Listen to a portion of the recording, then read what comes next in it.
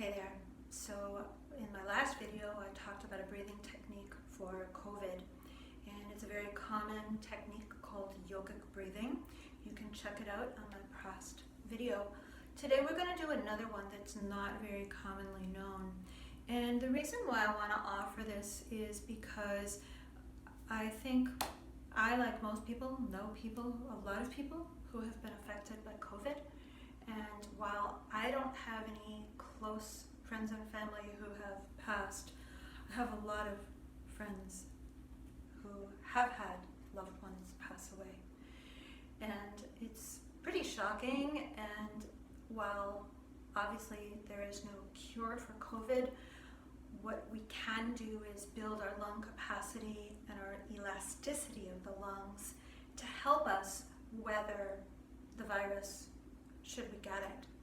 So I, for one, don't have any underlying conditions, so I'm really healthy, but I am concerned just because of my age. I'm 62 years old, and so even though I'm in perfect health, you never know, and you hear these people that are in their 30s that pass away from COVID. So if you have concerns, and if there are any things that you've been doing to help boost your immune system, please make a note of it and tell me, share. I'd love to hear. In the meantime, I'm going to be sharing something with you today which is called Sama Vriti. Sama is Sanskrit for same, equal. And so if you think about Sama Vriti, I call it triangle breath. So you're going to kind of form a triangle with each component of the breath. The first is the inhalation. The second is the retention. You hold your breath. And the third is the exhalation. So I do want to comment before that if anybody is pregnant, if anyone has uncontrolled high blood pressure, if anyone has glaucoma, you should not hold your breath. There could be other reasons for you to not hold your breath.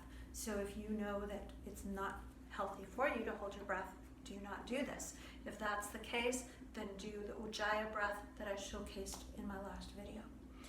So almost always with yogic breathing techniques, you inhale through the nose and you exhale through the nose. And I'm also a certified Pilates teacher. I've been practicing yoga for 45 years, but I'm also a certified Pilates teacher. And in Pilates, it's very different how we do our breath.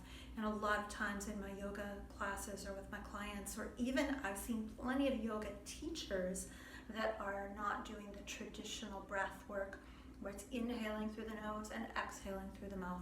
Granted, there are specific techniques that are different, but always inhale and exhale through the nose unless otherwise indicated.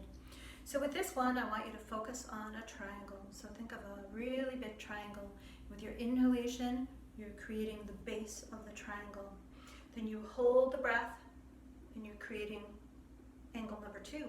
And then when you exhale, you're going to form the third part.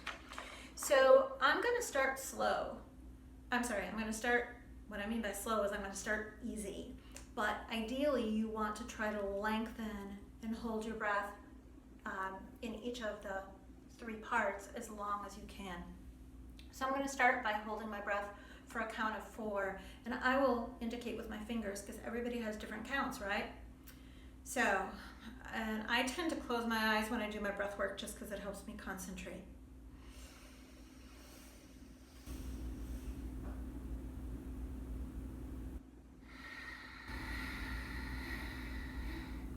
So that was 1 round. So hopefully you can hear when I inhale, and in particular when I exhale. You shouldn't be able to hear when I hold my breath. So I'm going to do it a few more times, and again I will kind of count with my fingers so you can see how I'm doing it.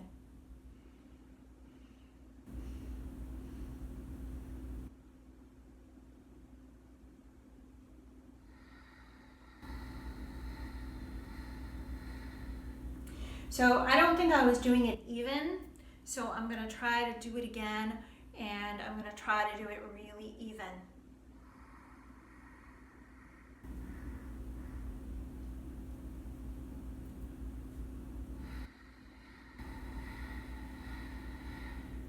So that was to a count of 5.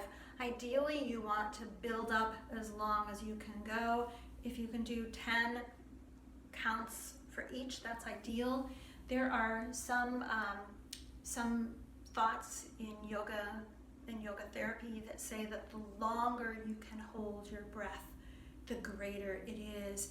And ideally, I always say that when you're in your final relaxation, you should try to only have 3 inhalations. So basically taking inhalation and exhalation for a count of 20. So you inhale, exhale for 20, 3 times, which is your 60 seconds, so 3 times in a minute. So the longer you can go, the better.